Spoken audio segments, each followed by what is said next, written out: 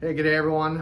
Today we are going to go over the end of the day checklist. I guess what I mean is on your most typical days in selection, whether you're at BUDS or SFAS or whatever situation is, and I'm kind of really can only speak from my personal experiences from BUDS. I know I've kind of heard a lot of guys and their experience from special forces and things, but really my end of the day checklist I think is really transferable to some, but it's really kind of inherent to San Diego, California kind of situation, because these videos later on are gonna again extrapolate some more information. What I mean is, like, I'm gonna go through a list of the end of the checklist, and for example, like the first one is is gonna be get off your feet, right? Get your feet dry and those sort of things. I think that's a universal thing, whether no matter where you're at, whether it's because it's wet from the ocean, a lake, or it's wet from sweat. So end of the day checklist from my experience and things that now also. We've evolved them a little bit over the last year or two, or last couple of years, because I've been removed from that selection. We've had a lot of guys come through and some things have changed just a little. So an update. First one is get your feet dry. That's super important. So if you're at BUDS, you check into your room, you're probably wet and sandy or whatever else. So the big thing about end of the day checklist is there's some prep. I would really encourage you to start prepping your stuff, so your future you is really glad that you did. And this is one. It's like, so not only just getting your feet dry, for me, before I left my room every morning, my roommate and I, we'd always have our hoodie, a sweatpants, a pair of socks, and a pair of dry boots, and we'd make a little stack and we'd put them right inside our door. So we'd come home, come back to our barracks, we'd open the door, put the little wood wedge in there so it'd stay open. We could grab our stuff right inside the door because we were always wet and sandy. You don't want to go into your room all wet and sandy, right? So we had a rug we'd pull out, we stuck everything on a rug. We pulled the rug out, and we'd stand on the rug because the concrete was cold and our feet were wet. So my roommate would pull the rug out, we'd get on that, take our boots off, and we'd shake it, whatever. We'd have a broom there too. We'd take all of our wet clothes off right there, stark naked, whatever it was, get undressed, grab our dry clothes and a towel, dry off, put the dry sweatpants on, right, and put your shoes on. So the big thing is, like, I'm a big fan of getting sort of orthotic type footwear, right? We'll get in that. We have another whole other video we're gonna do on footwear, but just as this big picture here, I'm a big fan of the UFUs. Right? When I was in BUDS, I was wearing Birkenstocks, the clog, because I like having my toes covered. Because at the end of the day, not only would I dry my feet, I'd put dry socks on, and then I would put my Birkenstocks on. Now, if I had to do it all over again, I would most certainly be wearing the UFUs, like slides that have the Velcro, or the UFU shoes. Actually, would you do me a favor and grab the UFUs? There's a pair of UFU shoes right inside there.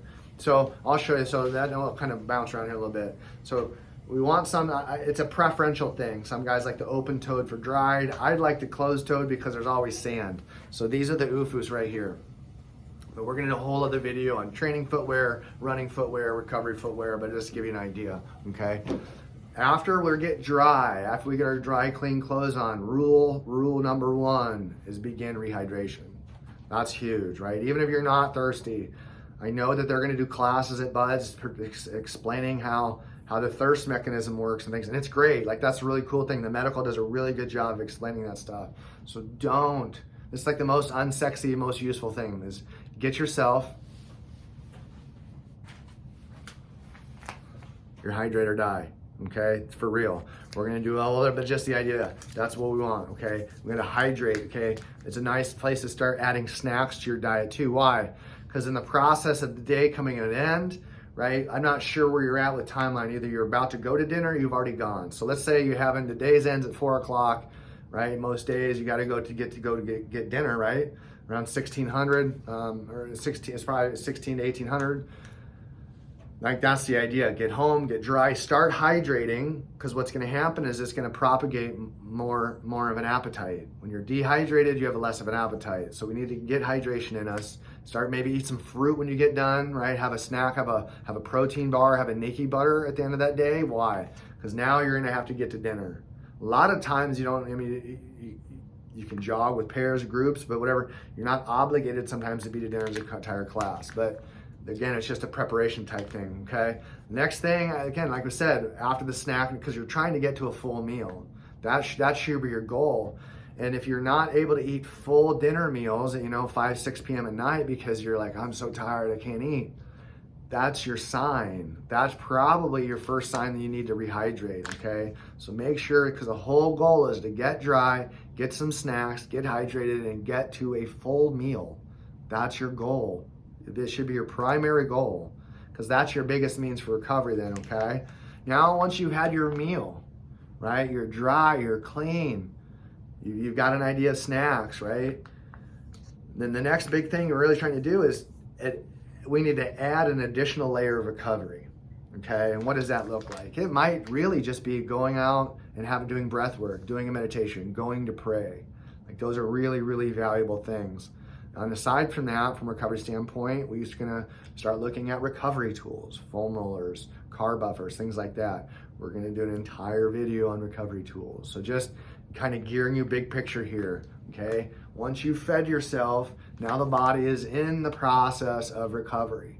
That's why we're gonna feed ourselves, and then after we've had our dinner for that evening, then we're gonna begin our moments of relaxation, recovery, and applying these new recovery modalities, okay? Or different ones, trying. And that's one of the cool things you're gonna get at Selection is you're gonna get a bunch of people at the end of the day that have taken this advice, that have heeded this advice, that have practiced this advice before even going, right? And then when you get there, it's just a continuation of good habits that you've established, right? Because all these good habits you establish of taking care of yourself before boot camp, you get through boot camp, now you're in the Navy, boom, now you got to apply those things, okay? And at a different scale. And we're going to do an entire video on shift work and deployment timelines. And oh my God, how do we do those workups? There's a whole video on that too. So again, this is just big picture for Selection, right? And that, again, now we've recovered for bed. We're trying to prep, we fueled, right? Now the last layer that is like, we're gonna add some micronutrients. I believe in that state of down regulation for the nervous system and physical strain and stress, we need to add, right, some additional micronutrients like a Recovery Pro from Thorne or magnesium bisglycinate from Thorne. Now, however, we can't have supplements in buds. So we are going to do an entire video on if we don't have supplements in buds, what food replacements can we get at pretty much any grocery store or the grocery store in Coronado so we can have food in our room that is not against the rules. We're not into breaking those rules, especially early on. So we're going to adhere to the rules and we're going to do a video entirely on supplement replacements, right? Like supplements are meant to replace food, but now we got to find food that are replacing our supplements. So that's another video that's going to be coming too. Okay, and the last and big picture is, and this again, there's going to be an entire video on this too, but big picture, invest in your sleep quality. Your sleep quality, your sleep hygiene will be the video. And here's some big picture stuff, like are you managing light, right? Coming in your room, right? Wearing an eye pillow, stuff like that, right? Noise, how are we managing noise? Okay, earplugs, things like that. Are the sheets we using, are they more of a natural? Or are they all plastic and polyester, not breathable, right? So there's the whole video, we're gonna do that again, okay? And then invest in a good pillow, and we'll try to help you define what a good pillow is, how we go about trying to find them, because that's one of the greatest mysteries in the world. Hey Jeff, can you help me find a good pillow, right? So we are going to try to do that again. But again, we appreciate all your support in what we do. These are big picture sort of ideas and big picture lists, and that's where we're going to try to get some big picture ideas, and then giving you those bullet points. Some of those bullet points in themselves are a separate video altogether. So here it is, guys. End of the day checklist for Special Forces Selection.